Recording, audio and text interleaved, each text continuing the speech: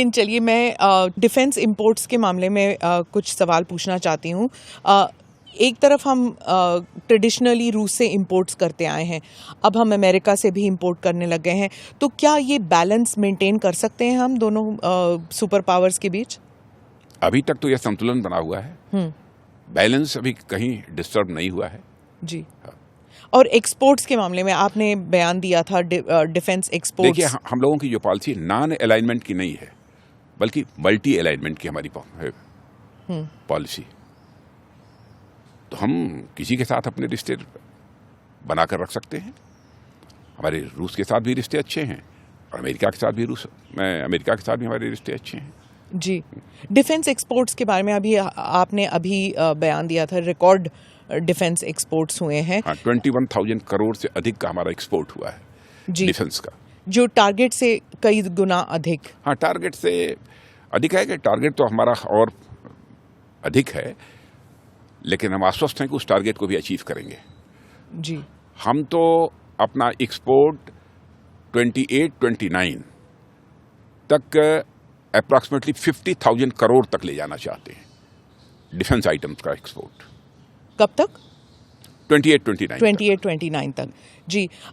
भारतीय नौसेना जो है इंडियन ओशन रीजन में कड़ी निगरानी रखती है, सही है जी। और चीन के जहाज भी उस इलाके में उन्होंने अपनी पैरवी ज़्यादा कर ली है।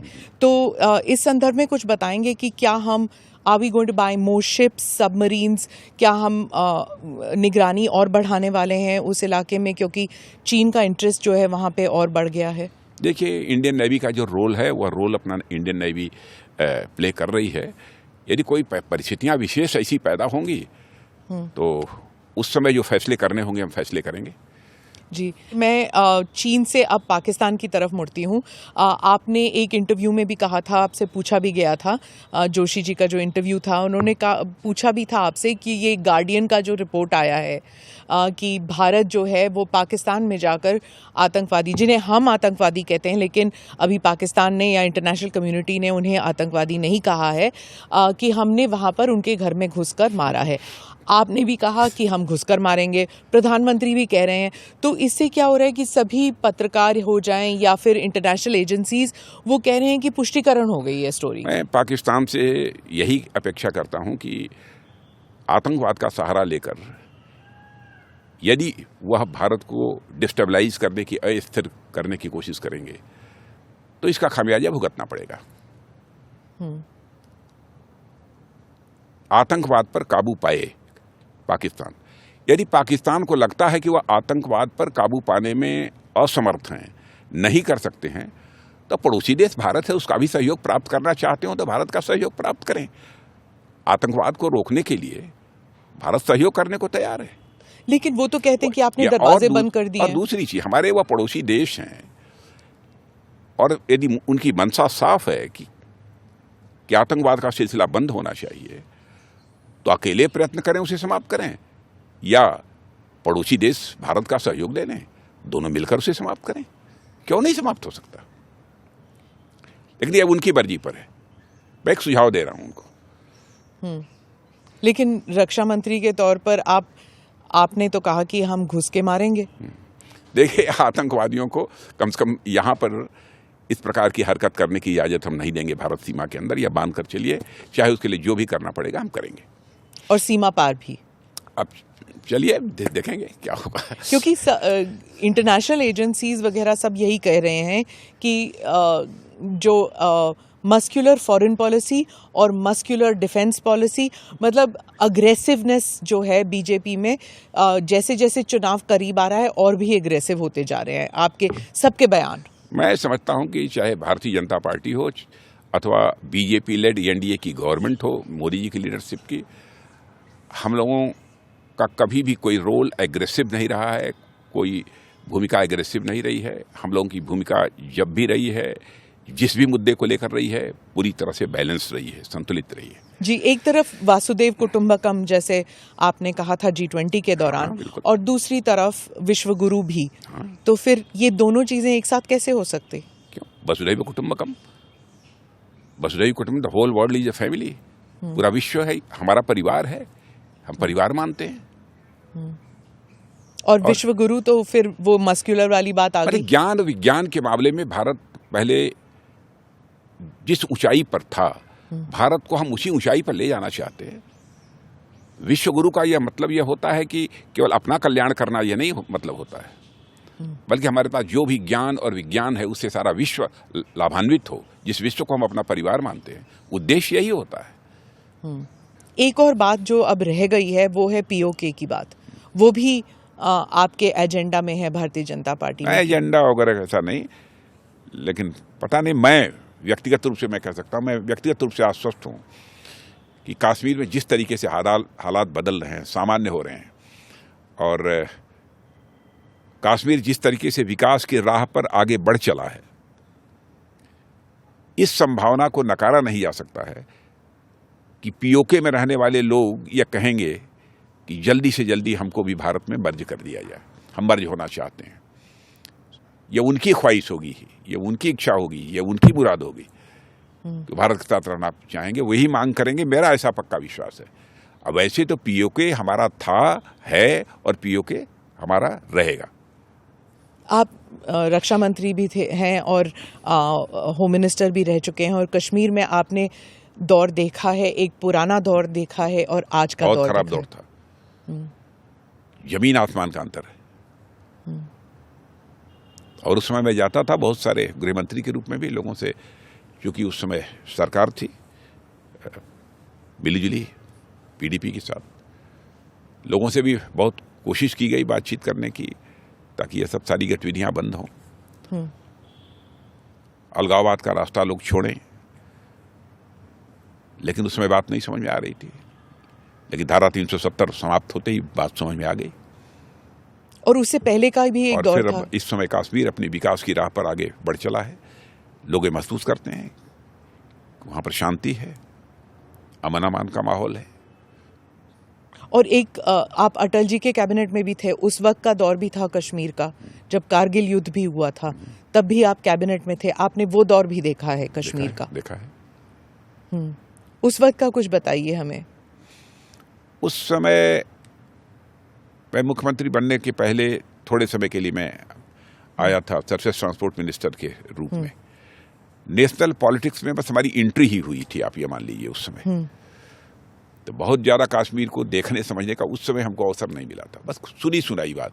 तो सुनी सुनाई बात की यहाँ पर मैं चर्चा करूँ, पर उसका कोई औचित्य नहीं है। आप उस वक्त अडवाणी जी के अटल साथ जी भी चाहते थे कि वहाँ की स्थिति सामान्य हो, बहाल हो, लेकिन उस समय भी अलगाववादी ताकतें अपना काम कर रही थी, और उन्होंने बराबर लोगों के साथ बातचीत करने की पूरी कोशिश की, बातचीत किया भी।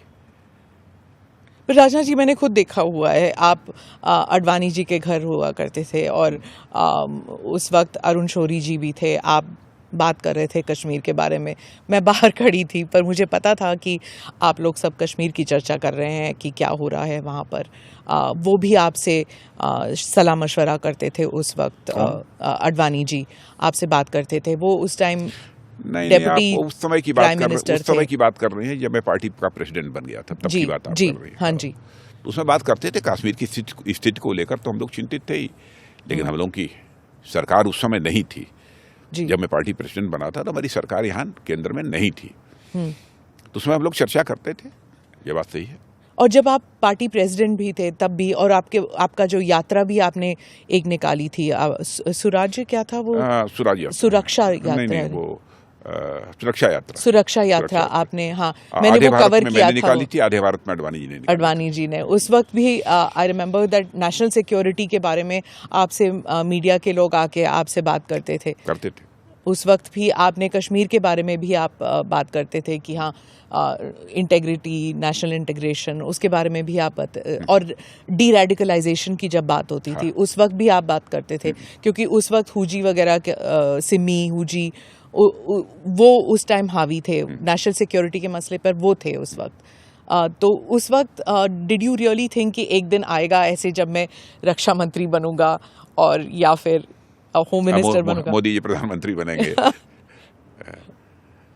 मैंने ऐसा सोचा नहीं था, लेकिन ये लगता था कि हालात जितनी तेजी के साथ कश्मीर के, सारे देश के जितनी तेजी के साथ बिगड़ रहे हैं, इस कांग्रेस को जाना है और भारतीय जनता पार्टी को आना है। ऐसा लगता था, और मैं कह सकता हूं कि थोड़ा विश्वास भी मन के अंदर पैदा होता था।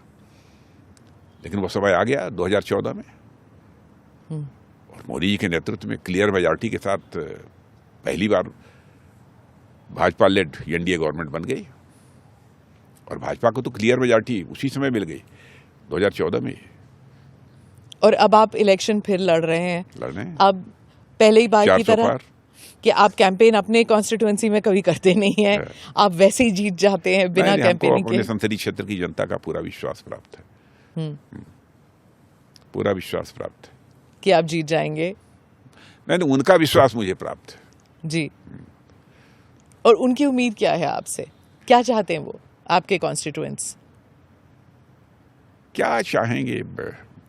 कॉन्स्टिट्यूंसी के लोगों से बहुत पुराना रिश्ता है। लखनऊ में बहुत लंबे समय से मैं रह रहा हूं, और जनता यही चाहती है कि हमारा विकास होना चाहिए। अब इसके बारे में आप लखनऊ की जनता से पूछ लीजिए, विकास हुआ है कि नहीं हुआ है, उम्मीद है कि नहीं है आगे कि और भी विकास होगा। तो अब अपने मुंह से मैं ये कहूँ कि ना विकास बड़ी तेजी से हो रहा है और जनता पूरी तरह से संतुष्ट है, तो ये कहना उचित नहीं होगा। बेहतर यह होगा कि आप अपनी एजेंसी को भेजिए कि जाकर लोगों से बातचीत करें। राणा जी, मैं अब I want to go to that period in your life, Delhi आने से पहले वाली बात, जब आपके जीवन का वो पहलू, जब आप उत्तर प्रदेश में थे, भारी अस्थिरता के वक्त, जब आप वहाँ पर मुख्यमंत्री बने, उस दौर के बारे में हमें कुछ बताइए। जिस समय मुख्यमंत्री मैं बनकर गया था, वो विधानसभा के कार्यकाल का अंतिम वर्ष था, और बहुत ही वो चुनौतीपूर्ण यह वर्ष था उत्तर प्रदेश के लिए। उतने अल्प समय में जो भी मैं कर सकता था अपनी तरफ से करने की कोशिश की। और दूसरी चीज, clear majority Bharatiya Janata party को नहीं थी। वो गवर्नमेंट जो है वो कई पॉलिटिकल पार्टीज के अलायंस से वो गवर्नमेंट बनी थी, मिलीजुली सरकार थी। तो आप जानती हैं मिलीजुली सरकार को चलाना कठिन होता है, लेकिन बखूबी सरकार को चलाने की हमने कोशिश की। कामयाबी मिली, कहाँ तक मिली, नहीं मिली, इसका मूल्यांकन मैं क्या करूं, इसका मूल्यांकन तो उत्तर प्रदेश के लोग ही करेंगे। मैं इसलिए कह रही हूँ राजा जी, क्योंकि कुछ जैसे जो फर्स्ट टाइम वोटर्स हैं, उन्होंने इंस्टेबिलिटी उत्तर प्रदेश में देखी नहीं ना, पॉलिटिकल इंस्टेबिलिटी। वो तो स्टेबिलिटी वाले दौर में उनका जीवन व्यतीत हो रहा है। मैं for our viewers I just want to go back a little bit. Let me start from the 1970s। आप तो जानते ही हैं, आप वाकिफ हैं। चरण Singh chief minister 225 days, then president's rule 17 days, Tribhuvan Narayan Singh 168 days, Kamlapati Tripathi 2 years 70 days. The tenure is 5 years, but none of them. Narayan Dutt Tiwari 1 year 99 days, president's rule 148 days. Hemwati Nandan Bahuguna 2 years 22 days, president's rule 52 days. Narayan Dutt Tiwari again 1 year 99 days, again president's rule. Ram Naresh Yadav 1 year 250 days, Banarsi Das 355 days, President's Rule 113 days, VP Singh 2 years 40 days, Shripati Mishra 2 years 15 days, and then ND Tiwari, VP Singh, Mulayam Singh, Veer Bahadur Singh, ND Tiwari, Mulayam Singh Yadav, Kalyan Singh, Mulayam Singh Yadav, Mayawati, Kalyan Singh, फिर आपकी सरकार आती है 1 year 131 days, 131 days I think, and President's Rule फिर मायावती, फिर मुलायम जी, फिर Mayawati, no government more than 2 years. There was a region जब उत्तर प्रदेश को बीमारू राज्य कहा जाता था। 70 के दशक से लेकर फिर अखिलेश यादव तक, तब तक इतने दशक चले गए इंस्टेबिलिटी। ऐसा क्यों हुआ राजनाथ जी? कई पॉलिटिकल पार्टीज थी, अस्थिरता का माहौल था, और एक बार तो 1991 में जब कल्याण सिंह जी मुख्यमंत्री थे, उस समय तो हमारी 4 की 4 राज्य सरकारें जो थी इस देश में, उसको उस समय की केंद्र की सरकार ने भंग कर दिया था। अयोध्या में जो ढांचा गिरा था उसके बाद, लेकिन उसके बाद भी लगातार ये अस्थिरता बनी रही, कोई अस्थायी सरकार वहाँ पर नहीं आ पाई। लेकिन आपने देखा होगा कि 2017 से भारतीय जनता पार्टी की सरकार वहाँ पर श्री योगी आदित्यनाथ जी के नेतृत्व में काम कर रही है, अच्छी तरह काम कर रही है, प्रभावी भूमिका निभा रही है, और कानून और व्यवस्था का जहां तक प्रश्न है वो पूरी तरह से चुस्त दुरुस्त है, और विकास भी तेजी के साथ वहां पर हो रहा है। डबल इंजन की सरकार काम कर रही है।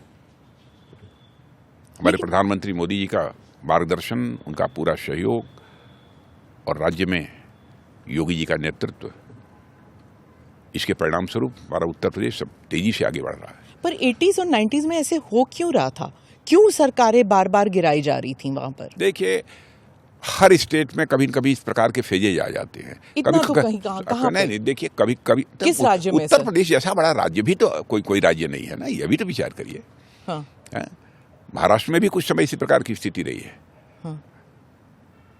ऐसे ये बड़े राज्यों में कभी कभी इस प्रकार की स्थिति पैदा होती है, एक फेज चलता है, उसके बाद स्टेबिलिटी आती है। अब 30-32 वर्षों का एक फेज था, वो गुजर गया, पर इसी अब स्थायित्व उत्तर प्रदेश में आ चुका है। इसी राज्य से इतने प्रधानमंत्री आए, फिर भी स्टेबिलिटी नहीं, फिर भी इतना बैकवर्ड था। देखिए, प्रधानमंत्री उस राज्य से आते हैं इसलिए स्टेबिलिटी रहेगी, यह कोई तर्क नहीं है। स्टेबल गवर्नमेंट होने के कई कारण होते हैं।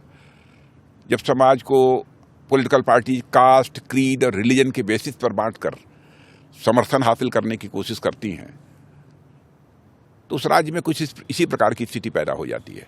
और उस समय बहुत सारी पॉलिटिकल पार्टी जाति, पंथ, मजहब, इसके आधार पर राजनीति करती हैं। अब स्टेबल गवर्नमेंट जब आई है, तो पहली बार भारतीय जनता पार्टी की एक ऐसी गवर्नमेंट आई है जो जाति, पंथ और मजहब के आधार पर काम नहीं करती है, बल्कि प्रदेश के विकास के लिए, सबके कल्याण के लिए काम करने वाली सरकार है हमारी। तो इसलिए स्टेबल गवर्नमेंट है, स्थायी सरकार है, चल रही है। 2017 में भी हमको उत्तर प्रदेश की जनता का, हर जाति, हर पंथ, हर मजहब, धर्म के लोगों का हमको समर्थन प्राप्त था।